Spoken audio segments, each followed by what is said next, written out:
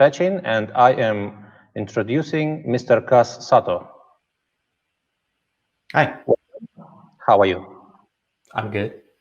Okay, so today Mr. Kaz Sato will talk about productionalizing machine learning, and I will give him the word. Okay, thank you for the intro. Hi, my name is Kaz Sato. I'm a developer advocate based in Tokyo. I have been in Google for like 9 years, and for the last 5 years, I have been working as a Google Cloud developer advocate. So today, I'd like to talk about productionizing machine learning with ML ops and cloud AI. So let's get started. So these are the topics. So first, I will introduce what is ML ops, and then I will discuss how you can build a scalable machine learning development environment for the enterprises. Then we will learn what are the gaps between POC system and production system, and how to fill the gaps between how to fill the gaps by using the cloud AI tools. Then I will discuss why it is important to apply the data validation and model validation for the production systems. And lastly, how to build the machine learning lifecycle management practice. So what is ML ops? I started discussing the ML ops like 3 years ago. The first my ML ops session was held at Next San Francisco 3 years ago. And I wanted to discuss about this topic because I learned so much from the senior data scientists and software engineers at Google, who has been operating one of the largest machine learning production system at Google for like 12 or 13 years. And he said that launching the machine learning system is the easiest part. The hardest part is keep operating that system for many years. The real problems with the machine learning system will be found while you are continuously operating it for the long term. So we thought the practices we have learned with DevOps area can be also applied to the machine learning system. What is DevOps? It's all about unifying the software development and the software operation by utilizing the automation and the monitoring at the software construction, integration, testing, and releasing the deployment to the infrastructure. And many people misunderstand that ML ops is only talks about the operational tools and practices, especially the machine learning pipelines.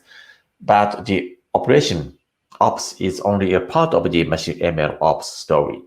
Because if you think about what's the DevOps, it's all about dev, not only the ops. It's a transformations of dev process to be specialized and optimized for the building production quality ops team, ops infrastructure. So you can apply the same practice to the ML machine learning system. ML ops is for unifying the machine learning development and machine learning operation.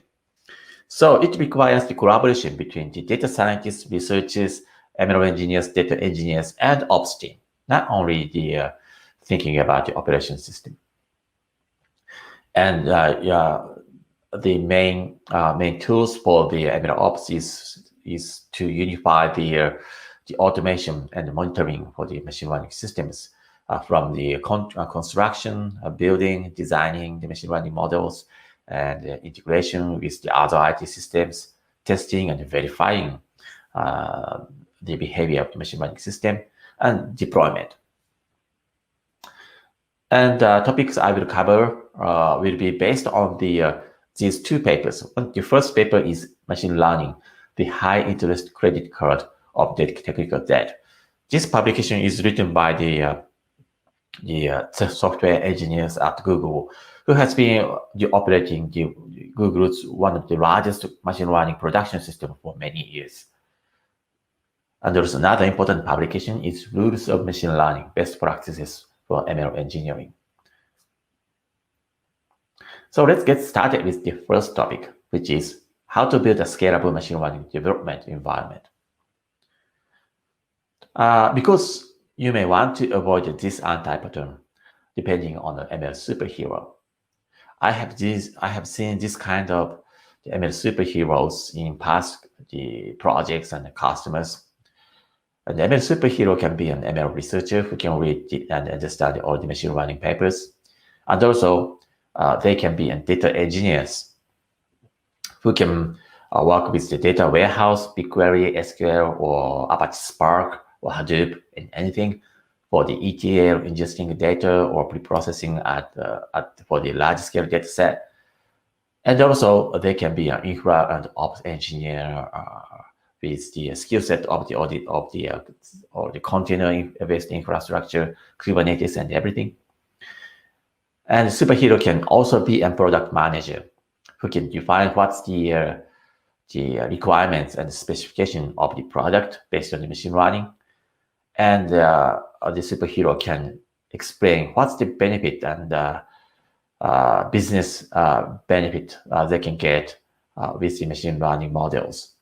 Explain to those stakeholders and executives in the corporation. And they have to do that from POC production. So in the early phase of the data science, those ML superheroes did a great job on introducing the machine learning into the enterprises and the organization. But from now on, it doesn't scale because in large enterprises, maybe there could be maybe one or two machine learning projects can be launched with the ML superhero, but there could be like a 5 or 50 or 500 different machine learning projects that could be required for a single enterprise, and it doesn't scale with a couple of ML superheroes. Instead, you have to split the role into multiple roles to build a scalable ML AI team. The multiple roles would include a data engineer, data scientist, ML engineer, developer, and business analyst, and so on. So that you can split the roles, split the responsibility into different roles. For example, data engineer should be responsible for ingesting the data from data warehouse or Google Cloud Storage and apply some preparation, data cleansing, and large-scale pre-processing for the training data. Whereas data scientists can focus on designing and training a machine learning model and get higher accuracy with that. And ops engineer can be responsible for building a continuous training ML pipeline or continuous testing and the analysis infrastructure and deployment and operation infrastructure with monitoring and alerting. So let's think about one scenario where a data scientist is visiting a cubicle of ops team to ask bringing his POC notebooks machine learning model into the production system. So ops team now have to think about how they can build a machine learning platform that could be shared with the data scientists and ops team as well for the production scale usage. And there's another anti-pattern you may want to avoid at this stage, a black box anti-pattern. And this is not the black box problem you'd have in the machine learning model itself. It is also can be a problem that if you train a deep learning model and nobody understands the behavior and nobody can explain or interpret the behavior of the machine learning, that is becoming the hot topic, like explainability of machine learning. But this is not about that. This is more about the communication between the researchers and ops team. For example, researcher would design and train a machine learning model and pass it to the operation team. And the ops engineer would take that and build the infrastructure for the prediction at scale. But that sometimes happens that nobody understands everything. So, for example, researcher doesn't understand what's happening, how the production infrastructure works. At the same time, the ops engineer don't understand what's happening in the model itself. So you may want to avoid that, especially for avoiding the emergency troubleshooting situation. So at Google, a hybrid research approach where engineers and researchers are embedded together on the same teams. This practice has helped reducing the source of friction significantly. So how do you share on the same machine learning platform with data scientists and ops engineer? Any good machine learning platform that?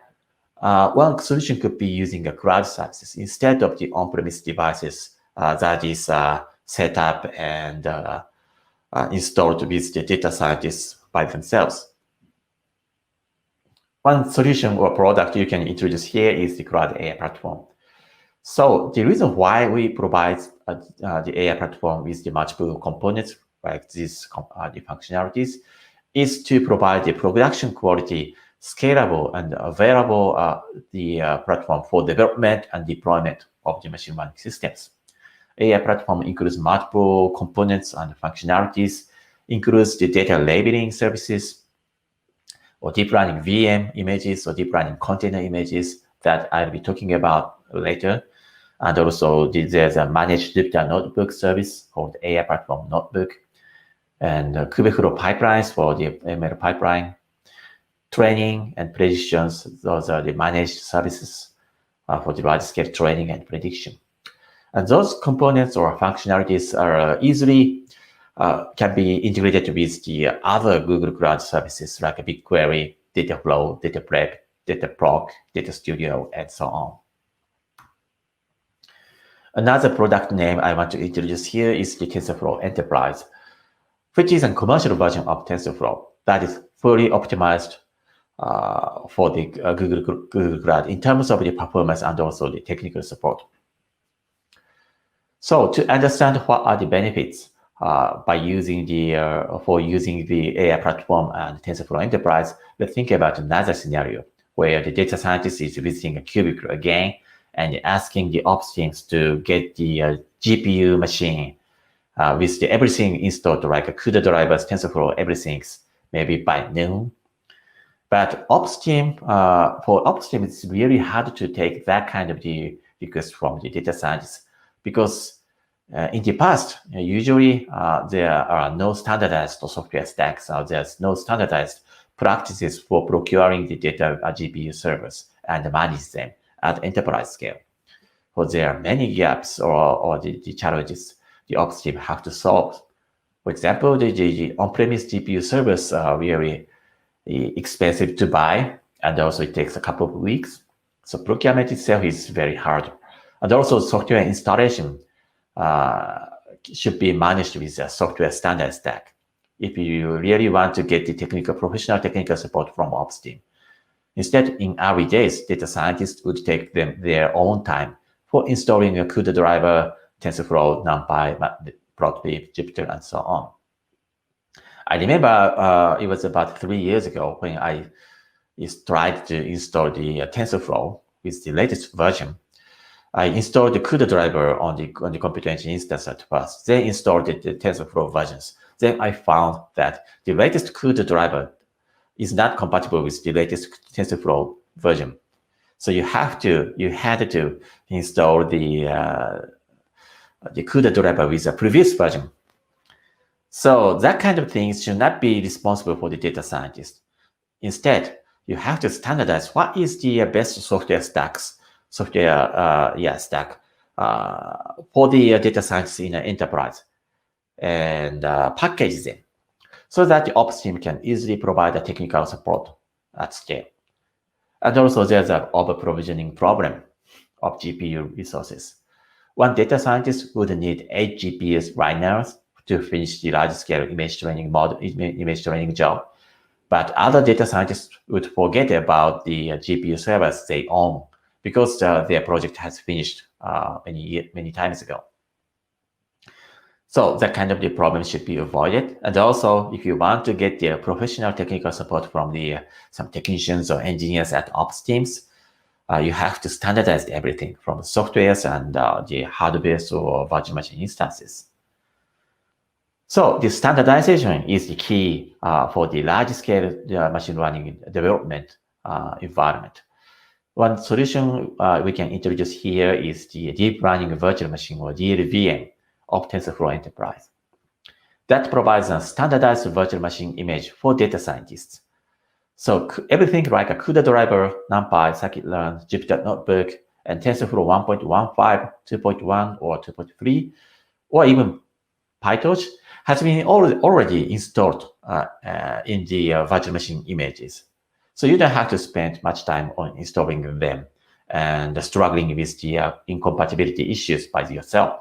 Instead, you can just go to the console and open Computer Engine console and specify the deep learning image, virtual machine images to create a new instance with GCE or AI platform notebook, so that there will be no over provisioning problem, because by using the Computer Engine or AI platform notebook, you have to pay for what you have used on the cloud. You can just stop your instances while you are not using that, and it doesn't cost much. And also you can get other benefits from the cloud environment, such as the preemptible GPUs. Preemptible GPUs is lower priority GPUs. So it's possible while you are using preemptible GPUs, maybe that GPU instance can be shut down abruptly, maybe a couple of times a day. So it's not so useful for the interactive use case for the data scientists. But if you are using the GPUs just for the batch training with the large-scale image training, that takes like many hours or a couple of days. Maybe preemptible GPU is the best solution for that, because the cost of the preemptible GPU is 1/3 of standard GPUs, so that it provides the higher cost efficiency, cost performance ratio. And also, because it's cloud, you can also get the benefits from the specialized processors like TPU, Tensor Processing Unit. That is an AI processor developed by Google that provides the higher cost performance ratio compared to the standard GPUs. Let's take a look at some video to learn how you can use the DLVM with Computer Engine instance. So first, you have to go to the Google console for creating the virtual machine instances, and then go to the marketplace and look for a deep learning VM and choose that. Then you can specify any number of the virtual CPUs or GPUs you want to use, and choose the TensorFlow Enterprise version, like 1.15 or maybe 2.3, so that you can click the deploy button and create a new DLVM instance in a couple of minutes. So that's it. You don't have to spend a half a day for installing the CUDA drivers on TensorFlow by yourself. And another product I'd like to introduce here is the AI platform training. That is a managed infrastructure for training the model at scale. So as long as you are training small models that only takes like 1 GPU or 2 GPUs, maybe it cannot be a problem. But if you want to train large models with like 8 GPUs or maybe 16 GPU nodes or more than that, like 50 or 100 GPU nodes, then this is the product for you, because it provides the large-scale distributed training environment as a managed service. So usually, if you want to build this kind of large-scale distributed training environment, you have to hire another professional who knows how to build a cluster of GPUs, how to split the training data into the multiple GPU nodes, and build the so-called data parallel distributed training for the training job. And it takes so long time and cost for building that environment. Or maybe other option could be buying expensive GPU servers like NVIDIA DGX2 or DGX1.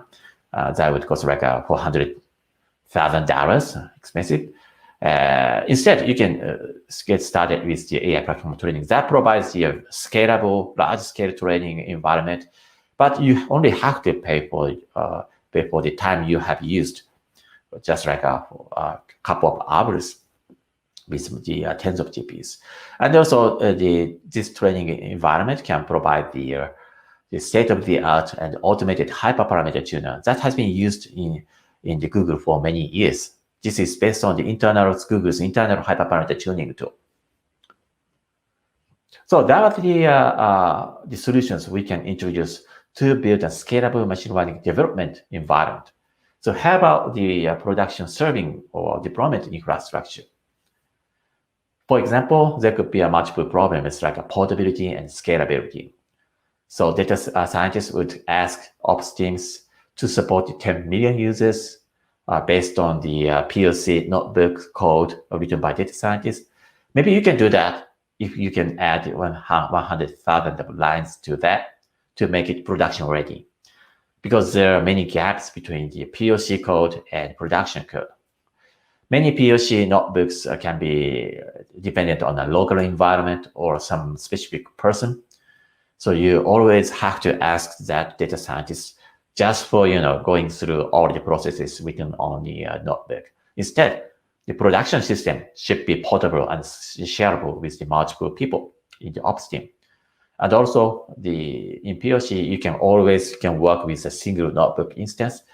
But for production, you always have to handle the multiple instances running in parallel and having a scaling out or scaling in mechanism based on the workload you are having right now. And load balancing is also important. For example, if you want to expose some the APIs for the image prediction, that API could take like 1 request per second or maybe 1 million requests per second. So how you can build an infrastructure that can be scalable just like that, so that you always have to have a load balancer to dispatch the incoming request into the multiple instances, and with the auto scaling features, adding more instances if needed or reducing number of instances if needed. And everything should not be dependent on a fragile manual process. Instead, everything should be reproducible. For example, if you are working with the Docker container, you may want to write some Docker file, the script, to make it reproducible to build the production infrastructure. So anyone can just run the Docker file to build the Docker container image. Lastly, monitoring can be an issue because you don't want to rely on a single data scientist to keep watching the machine learning model is up and running for 24 hours, for 365 days. So that's not a responsibility for the data scientist. Instead, ops team should be responsible for the setting up a continuous monitoring on the important KPIs or metrics and how the machine learning model is making benefits to the business KPIs. And also the alerting mechanism could be required. So another product I can introduce here is AI Platform Prediction. That is another managed service from AI Platform for the online or batch prediction. This provides the auto-scaling feature inside it. So based on the traffic or request workload, it automatically adds more and more servers. And also, if it is seeing a decreased traffic, then it automatically reduces the number of the instances. And also, everything can be logged into the BigQuery. So for ops team, it's much easier to build a continuous monitoring setup with BigQuery. And it supports the NVIDIA T4 GPU instance. So rather than using the expensive B100 GPU or CPUs, T4 could be the choice for the prediction workload instead of the training workload. And everything is built on the Google Kubernetes engine or GKE. Usually, if you work with the container environment like a GKE or Docker runtime, then you have to hire a ops engineer who has knowledge and experience on the Kubernetes engine. But actually, to start using the prediction, AI platform prediction, you don't have to hire the cutting-edge GKE engineer because everything is managed by Google. It's a managed service running on the GKE. So, and as an example, let's take a look at one demonstrations where the data scientist would train a scikit-learn model and pass it to the ops engineer to build a scalable platform with the same model. So you can get started with the usual Jupyter notebook environment.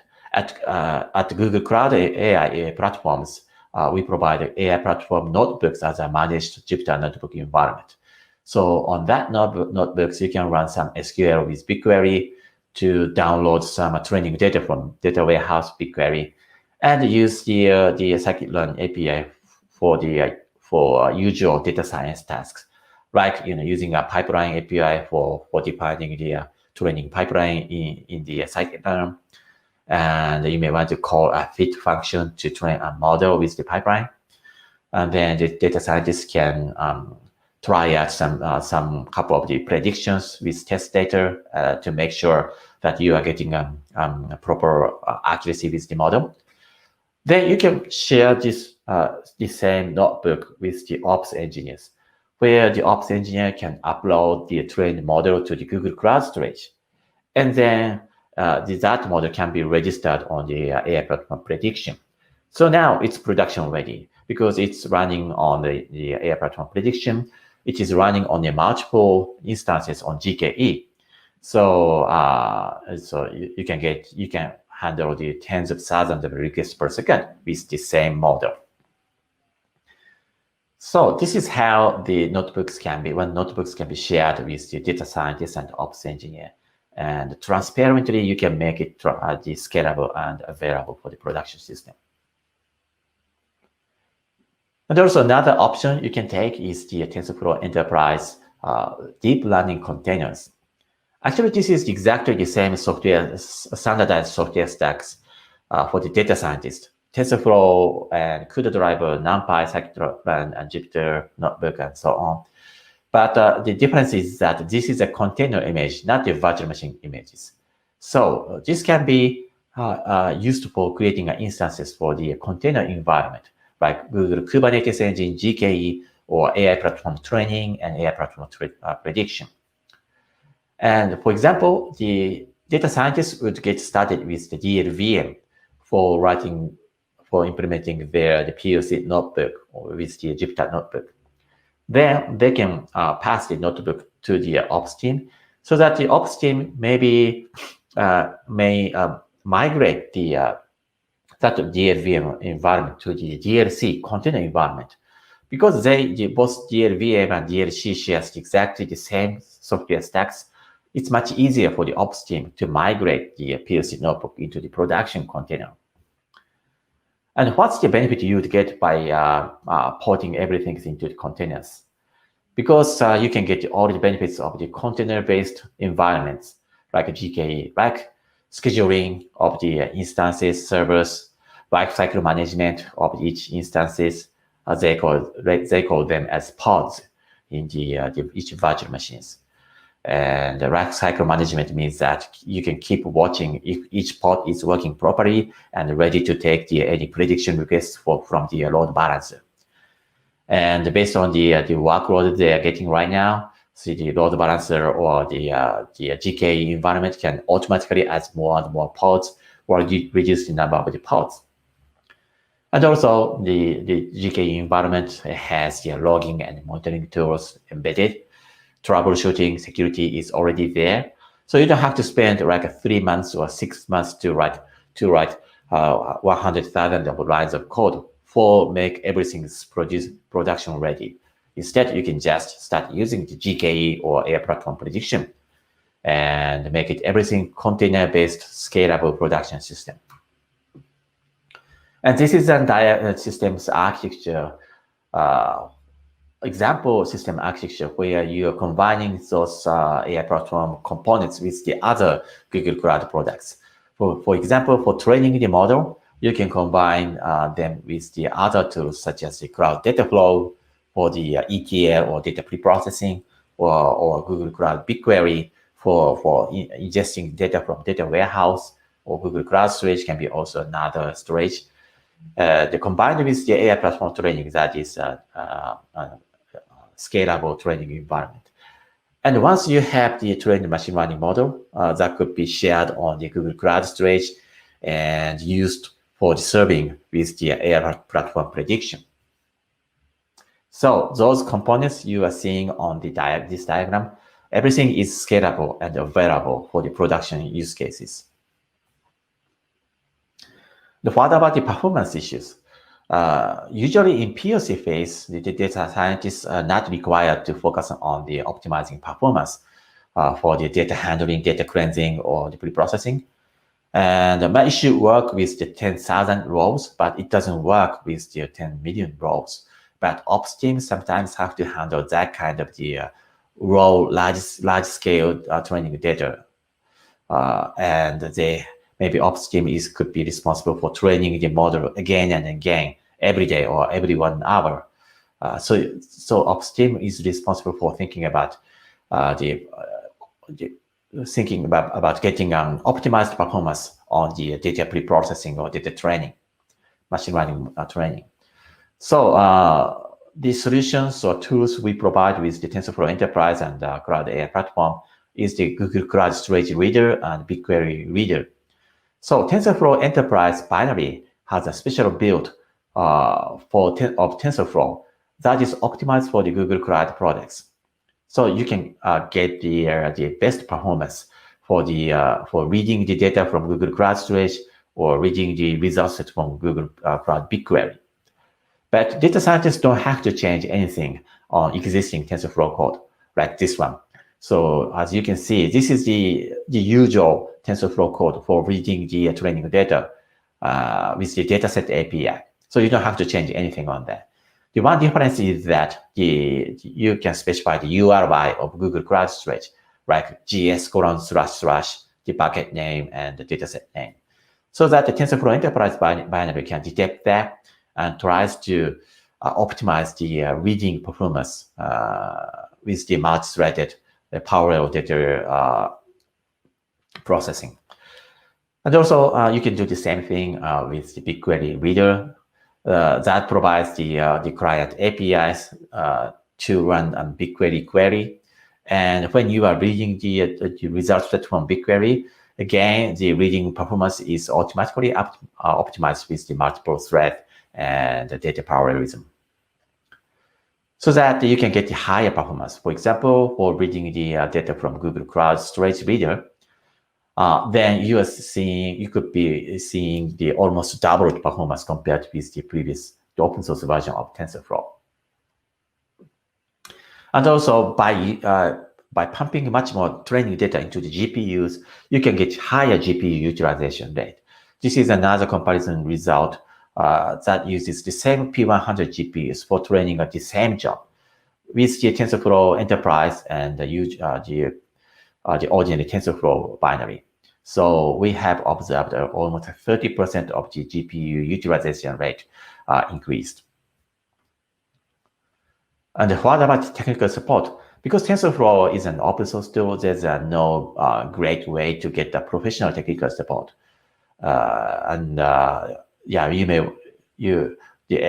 The things you can do with the TensorFlow issues is to ask some questions on Stack Overflow and something like that.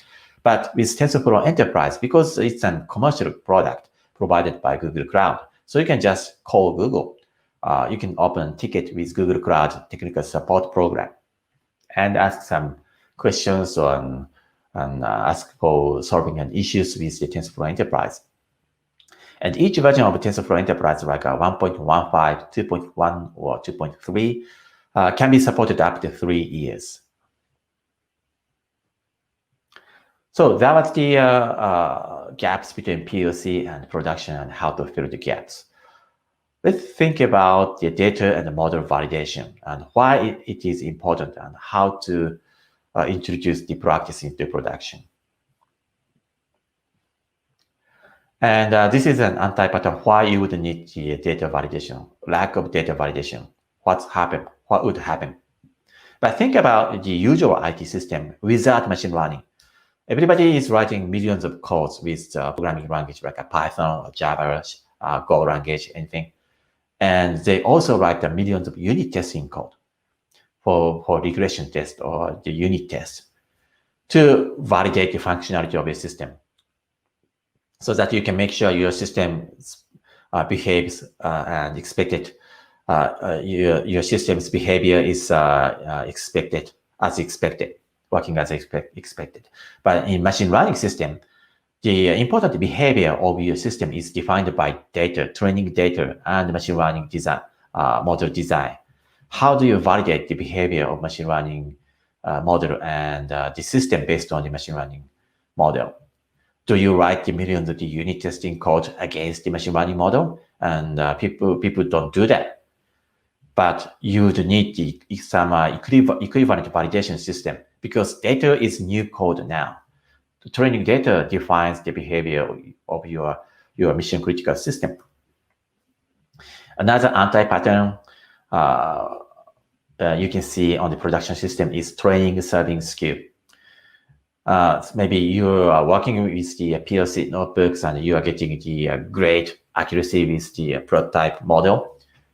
But somehow, if you bring the same model to the serving system, production system, you'll be seeing not great accuracy, or those accuracy will be dropping down gradually. This is the, we call it as a skew. And why this skew happens? Because any differences like distribution of the features in the serving data can be different from the training data, or the way they use for the pre-processing between the training and serving. For example, the windowing for pre-processing against the time series data can be slightly changed. So any slightest difference between training and serving for data pre-processing, data ingesting, cleansing, or the hyperparameters in the training the model, everything can be a cause of the training serving skew. So to solve these production level machine learning the problems, we provide an open source tool called TFX, or TensorFlow Extended. This is an open source tool developed by the TensorFlow team for solving that kind of the production machine learning problems. And the yellow components are the open source component right now. So we expect to open source more and more components from the TFX.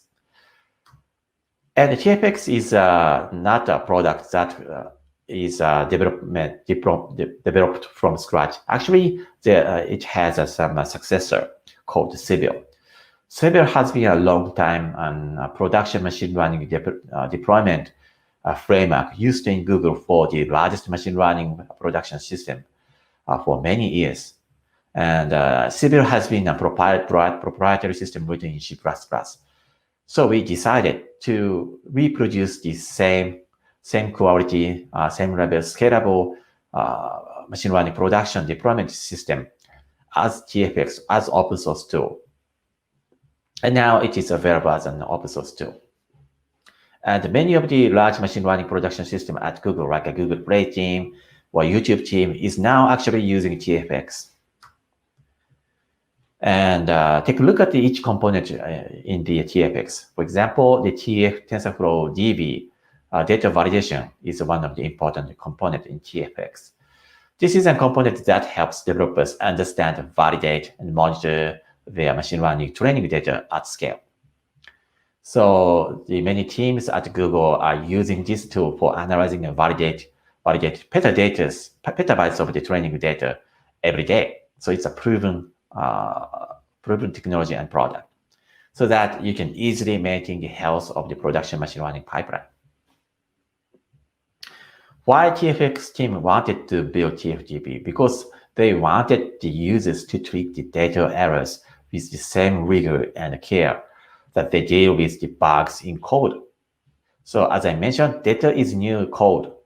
So if you have any malfunctionalities or any abnormalities happening in training data, it should be found and treated just like the bugs in your code. And actually, the Google Play team was able to introduce the practice of the data validation for the application install feature, so that their application install rate improved 2% for all the applications published on the Google Play platform, after introducing the data validation and finding a state table. Let's take a look at how it works with the data Jupyter Notebook environment. So as I mentioned, this isn't just an open source tool. I'm not talking about any commercial tool from the Google Cloud AI platform yet. So you can just go to the TFX website and download the TFX tools and use it at anywhere, because it's an open source tool. For example, in this example, it uses the BigQuery to download the Chicago taxi sample dataset, and uses the TFDB to validate the statistics, values, and the distribution of each features of the Chicago taxi training dataset. For example, you can easily drill down into each feature and visualize how the distribution looks like. In this case, payment type has the cash as the primary way of the method for the payment. and credit card, and so on. So that you can easily compare the difference between the datasets. For example, these are two the colors, like one is the brown bar charts and another is gray bar charts. They are the distributions for the training data and the evaluation data set. So if there's any changes in the distribution of the features in each data set, training and evaluation, then naturally you would be seeing the decreased accuracy on the evaluation system. And also you can have some triggers to find the skews and drifts. Skews and drifts. Skews, as I mentioned, it's a difference of the distribution of the features in different datasets like training and serving. Drift could be changes of the distribution in terms of the timestamp. So you can set up some triggers to detect those triggers and drifts with TFDB in production. Another anti patterns you want to avoid is not knowing the freshness requirements. What is freshness requirements? That is the time intervals to retrain the model again and again. And that is totally dependent on the business requirement. For example, if you are building a news aggregation website, actually I know one of the Japanese customers are retraining the machine learning model every 5 minutes because they really want to take the real-time reflection on the machine learning model for recommending the news on the personalized news page. And also the e-commerce website, like a recommendation system, they may need to retrain the recommendation model every day because the trend of the revenue or trend in the sales of each items could be changing every day. But instead, the contrary, the use cases like natural language processing or the voice recognition doesn't require much higher frequency for the retraining the models, because for example, the voice recognition's training dataset would not change every day. So it's totally depending on the business requirement. You have to define what is the freshness requirement for this particular system.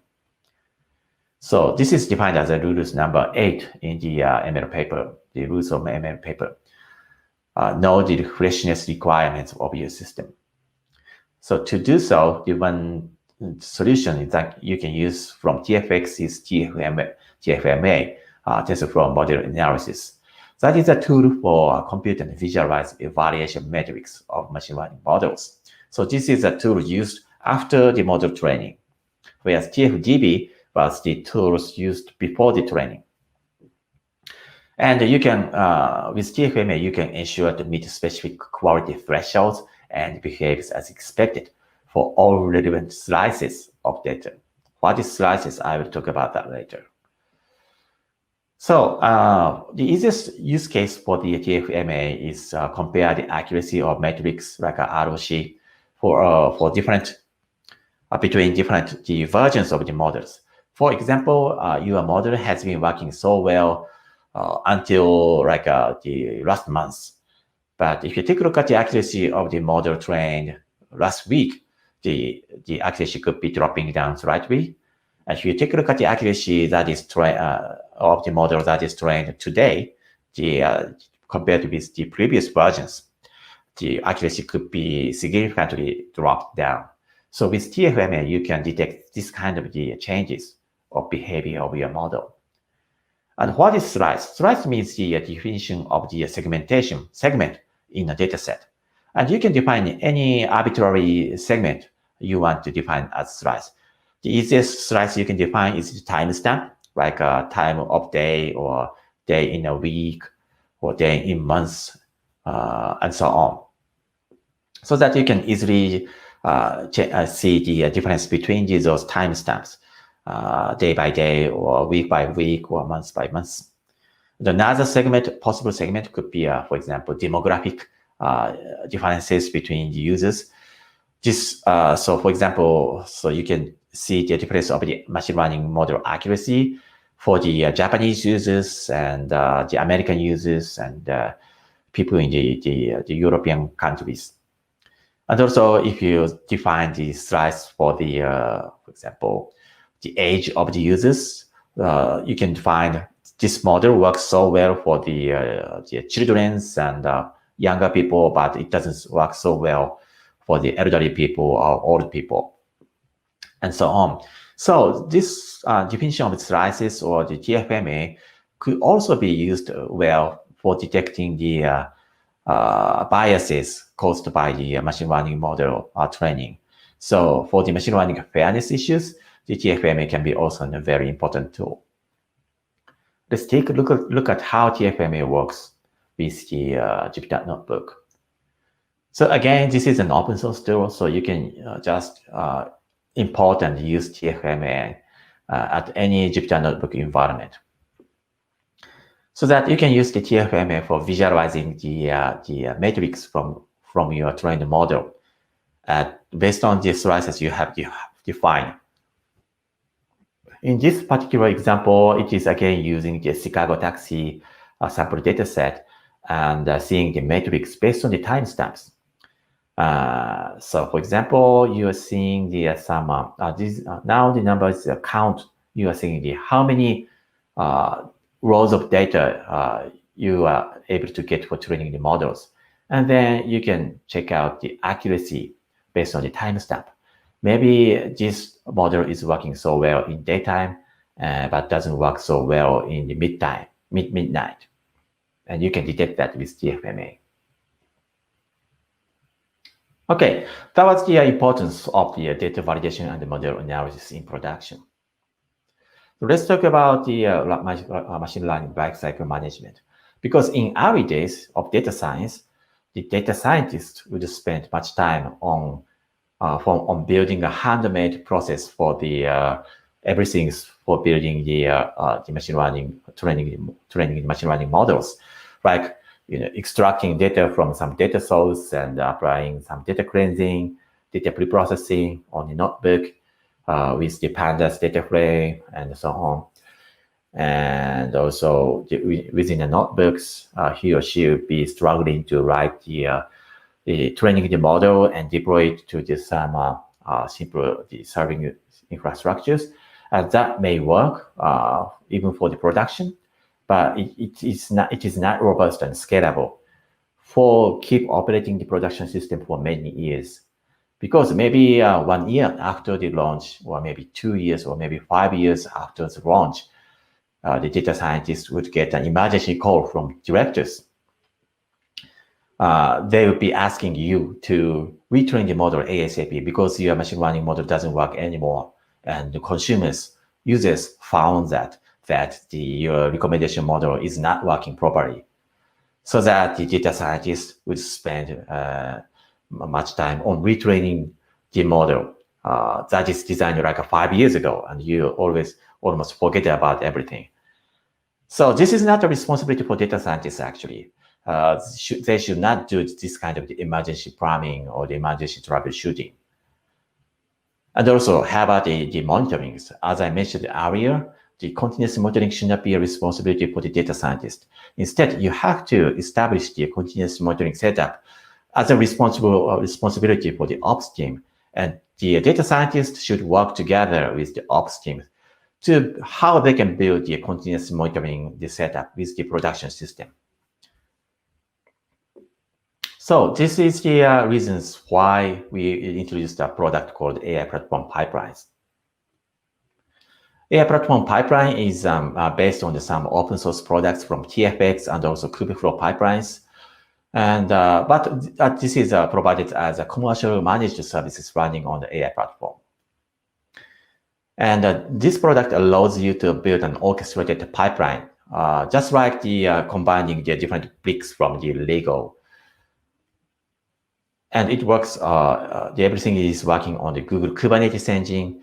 On the Google Kubernetes engine, we run a Kubeflow pipeline. This is an open source orchestration tool with the metadata store that keeps tracks all the history of the artifacts, like different versions of the data sets, different versions of the model designs, different versions of the model training result, and so on. Everything is managed by the metadata store. And also, you can combine the different components from TFX, like a TFDB or TFMA. And you can, you can watch what's happening in each process of the machine learning pipelines with the graphical user interface like this one you are seeing right now. So at each stage of the machine learning pipeline, you can easily check out the status of the data preprocessing and validation, or the status of the feature engineering with Dataflow or BigQuery and so on. And you can watch how the AI platform training and other tools are doing the training of the models in parallel. And what were the metrics you got, or accuracy or ROC with the models, and how are the deployment to the serving infrastructure is going. And also you can easily compare the different results of the artifacts or the metrics from those the models. And you can also combine the different tools from TFMA or TFDB to do the comparison analysis. So let's take a look at a quick video how you can use this tool in practice. So as I mentioned, there's a user interface to take a look at how your machine learning pipeline is working right now. Check out the status of each process. And the result set is called as artifacts. Artifacts means everything includes the versions of the dataset, versions of the model, and hyperparameters, everything.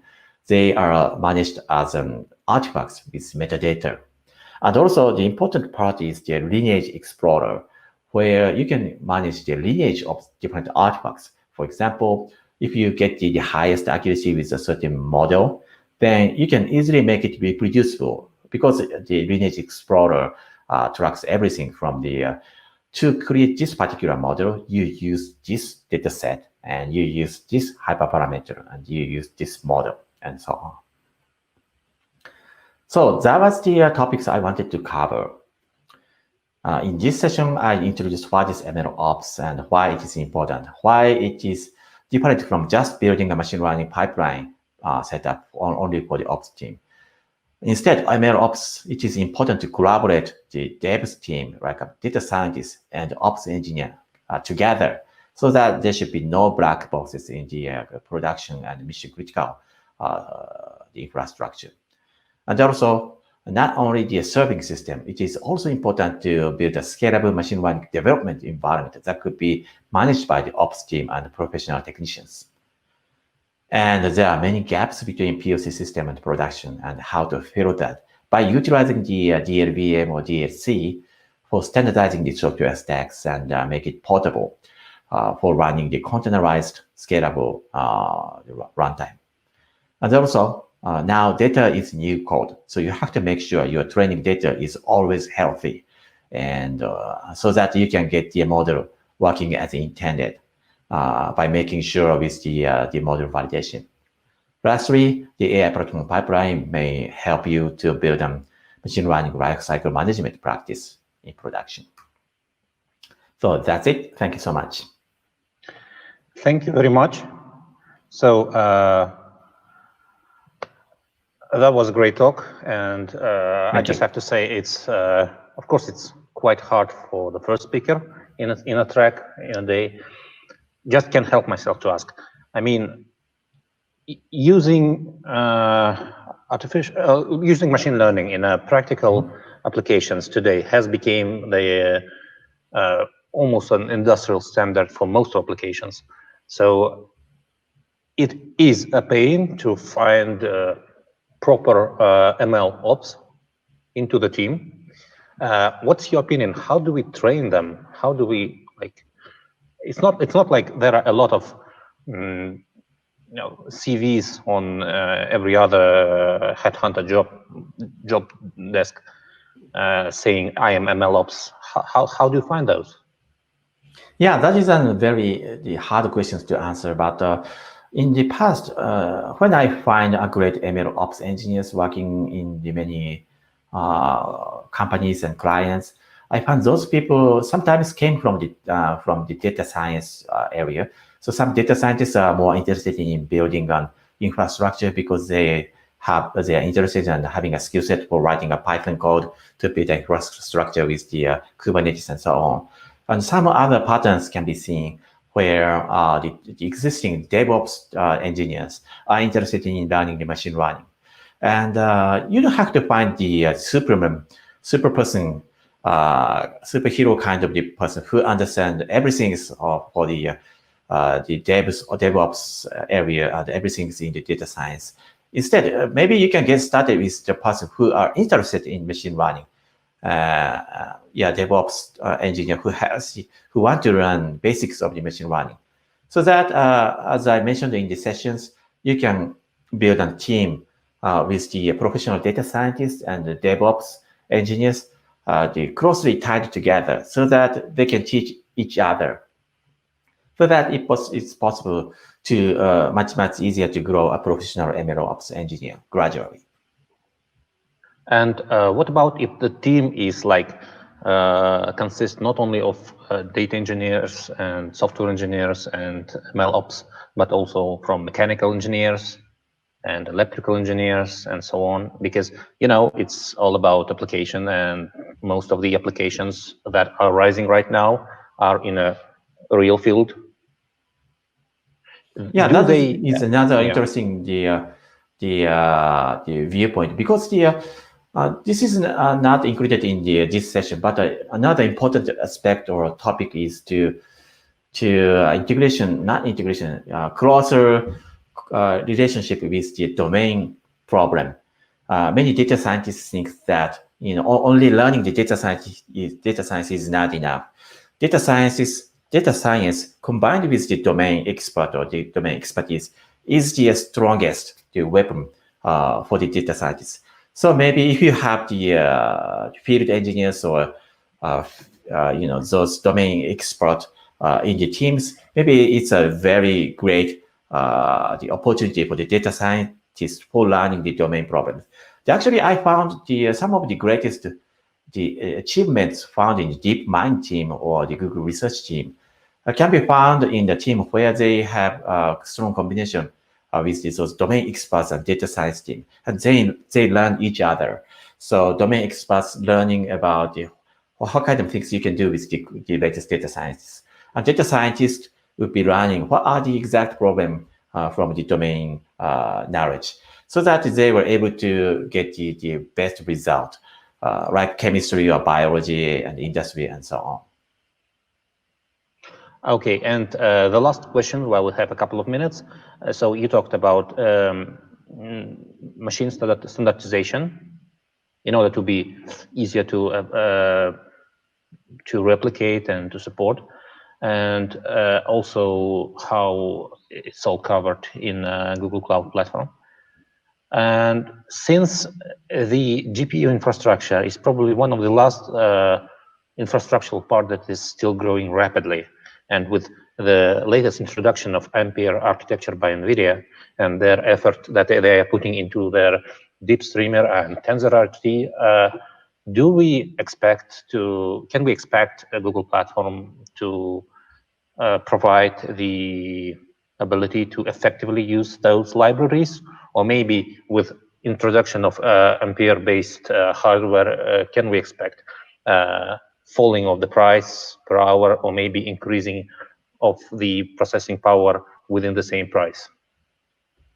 Yeah, that is a great question. And if you're interested, please go to the Google search and the search with the keyword A100 and Google Cloud, so that you can get the Google blog post from Google Cloud that explains about the latest release of the A100 processor on the Google Cloud platform. Actually, the GC Google Cloud was the first platform that supported the A100 platform. And now we have the very close relationship with NVIDIA, so that we provide our platform supports the NVLink interprocessor connections so that I think we still only Google Cloud provides the